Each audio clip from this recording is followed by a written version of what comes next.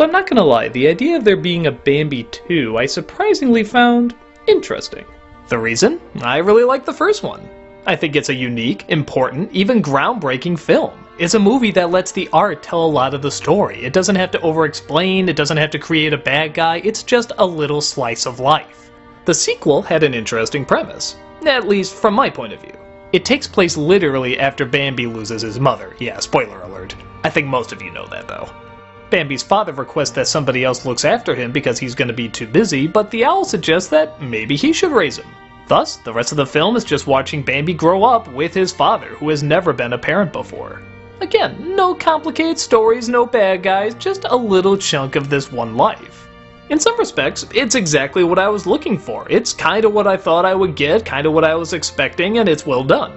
On the other hand though, it is a sequel being made years later to something that was really unique and always just kind of did its own thing. So the idea of trying to recreate it years later does feel a little off. It's not something you can necessarily blame the film for, it's just kind of what's inevitably gonna happen.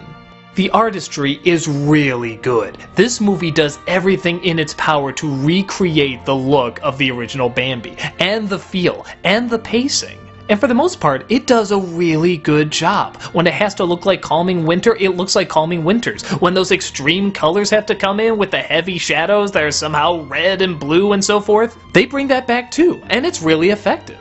The backgrounds are never too crisp either, they're just a little blurred, again like the original film. But seeing how they're using artists and technology years later, you can tell it doesn't quite feel, I don't want to say authentic, but a continuation necessarily. You're always aware they're trying to capture the magic and the originality of the first one, and that never ever leaves. It's kind of like the sequel to 2001. It's not a terrible movie, but the first one was just so incredible and just so amazing that you kinda know you're never gonna recapture it. And that lingers over the entirety of the film.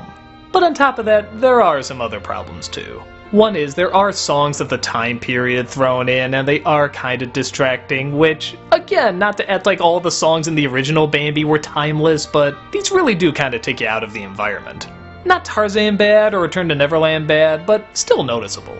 The biggest problem, or maybe I should say pet peeve, is the father himself, played by Patrick Stewart. Now, Patrick Stewart is a perfect choice. He sounds just like the original actor, he seems strong and firm, and yeah, this is a really good actor. But I guess the way I always imagined the father was stern and strict and didn't really laugh that much and didn't really show much vulnerability. He was the leader of the force, he couldn't show weakness, he had to be tough all the time. So I figured that would translate over into him being a parent. And while that's what they're clearly trying to do, he does show a little too much vulnerability. He plays it more like the confused parent, the fish out of water, not yuck yuck or anything like that, but clearly he doesn't know what he's doing.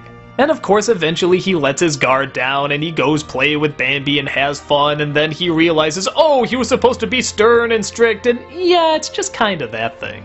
It's not awful, it's just not how I imagined that character. There was so much more mystery and strength to him when he only said one or two things. When he first sees Bambi in the first one, just stares down at him and doesn't say a thing. That is so intimidating. I thought that was the father I was going to get. But instead we get lines like, a prince doesn't woo-hoo. Bambi, a prince does not woo-hoo. A prince walks tall, a prince doesn't show weakness. It's stuff you imagine the mother from Brave saying. In my opinion, it would have worked a lot better if they show Bambi as a child with his father, and the father is strict and stern and doesn't show much humanity, and then you cut to years later when he's older. Then he confronts the father about why he was so stern and strict and the effect it had on him. That seems like a time that Bambi would talk about it, but when he cracks at his father because he thinks he's being too mean and he's trying so hard to be everything he wants, it just kind of feels formulaic. And of course the father feels hurt but can't show the emotion, but then he has to see something that Bambi does that proves his worth, and you know it. But again, it's not done bad. It is still just sort of watching Bambi's life, and it's done very similar to how the first film is. A lot of playful moments, a lot of nice artistry, a lot of dark moments, but a lot of nice stuff too. Any problems I have are kinda nitpicky. For example, there's this one deer that's kind of a bully, but he's not the villain or anything, he's just kind of a jerky, fragile kid, and I think they're building up that this is the bully that then confronts him years in the future. He even says at the end, one day we'll meet up again, and I'm thinking, you didn't need to make that connection. I like that this was just a jerky deer. It's the forest, it's nature, predators, you just kinda get it. There's also a particularly messed up scene where one of the hunters in the distance uses a deer call, and it sounds like his mother. Mother?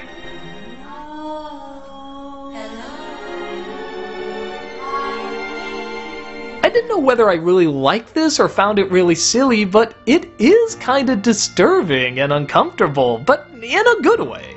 So overall, it is good. It just can't be the first one like I feel it's trying to be. But I really give credit to the directors and artists and writers for trying to be the first one. They didn't have to. They could have just thrown some direct-to-DVD, light animation, oh, Bambi and Thumper get in trouble, and just all sorts of bullcrap like that, but they do put in the good pacing. They do put in the character. They do put in the artistry. They do put in the suspenseful moments. In some respects, I didn't want to know what happened to Bambi in between those years. It's kind of like finding out what happened to Batman after his parents died. You'd kind of like it being a mystery. But we got Batman Begins that showed everything that happened, and if it's done well, it's done well. And this is kind of the same thing. If they are going to show what happens, this is not a bad version of it. I'd say if you like the first film and are a little curious to see if this is a good follow-up, you'll get an actually okay flick. You can tell a lot of effort went into trying to capture the voice of the first one, and it doesn't go unappreciated. If you like the first movie and are even the littlest bit curious about how this one is, I think you might actually like it okay. Step out into the meadow and take a look.